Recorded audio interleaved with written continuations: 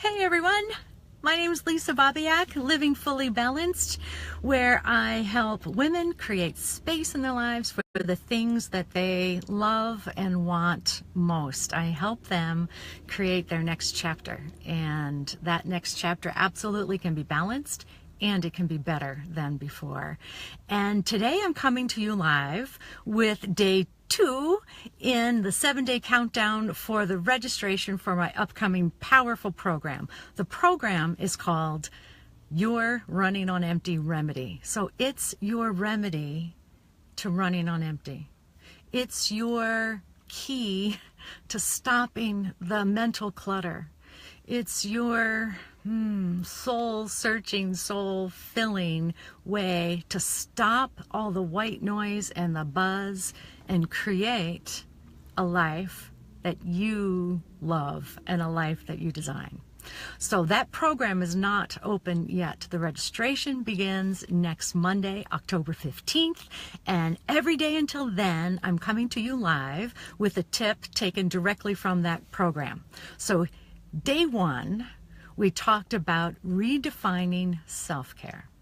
Redefine self-care. And thank you to those of you who commented below. Keep commenting. Let us know what you do in your already day, that you're not adding to your day, but you're already practicing self-care. List them so that we've got some great examples. So thank you for doing that. Day 2's tip: redefine your story. And here's what I mean by that. You can't rewrite your story.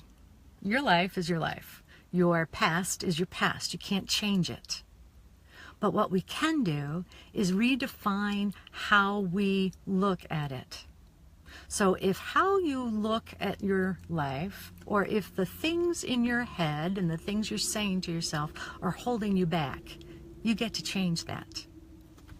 Here's how I knew my story was holding me back.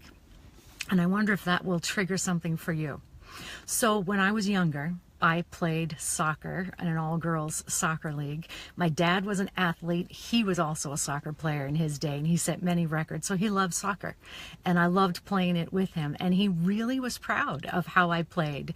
And he'd often, on the way home, I'm tapping my thigh here in the car.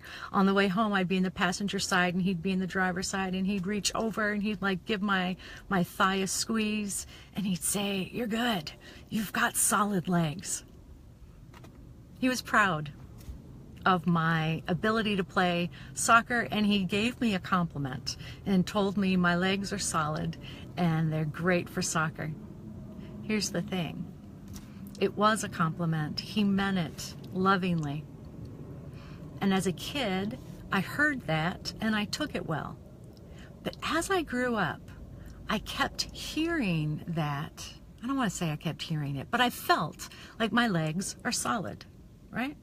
Solid. What else comes to mind? Stocky. So now fast forward many years, and I'm a young adult. I'm a middle-aged adult trying to lose weight over and over and over again and never really getting there. And I kept coming across this place where I'd lose weight, but I'd get stuck at a spot. And I could never fully lose all the weight I wanted to and stay at a healthy weight goal until I recognized this part of my story that was holding me back. What I was telling myself in my head, my legs are solid.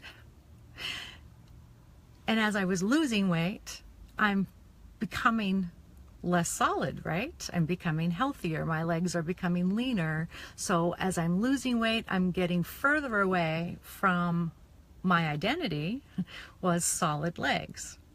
Is this making sense for you? So as I was losing weight, which was exactly what I wanted to do, it's exactly what I needed to do, but because I had this story in my head of your legs are solid, I was holding myself back. So what I chose to do, and you can too, is once I knew that piece of my story that at one point served me well, it was meant well, but it was holding me back, I identified what was holding me back and I reframed the story. I redefined it.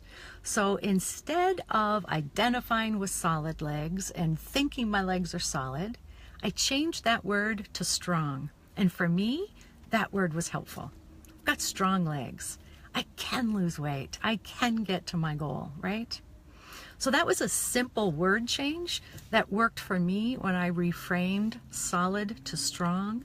I wonder if that example helps you identify something in what you're saying to yourself of your story that might be holding you back. It could be as simple as a word. Check into it. Identify it and reframe it. You can so redefine your story.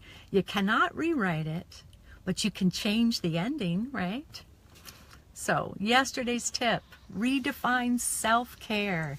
Today's tip, redefine your story. I love talking about this. Share this with friends if this is helpful for them, because next week registration is open for my very powerful program. It's a hybrid coaching program between webinars and workbooks and one-on-one coaching with me. I don't want you to have to run on empty, so I've created your running on empty remedy. Looking forward to seeing you tomorrow. My name's Lisa Babiak, and I'm living fully balanced. Not always easy, but it's so possible, and it's way better when we do it together. Thanks for tuning in, and I'll see you tomorrow.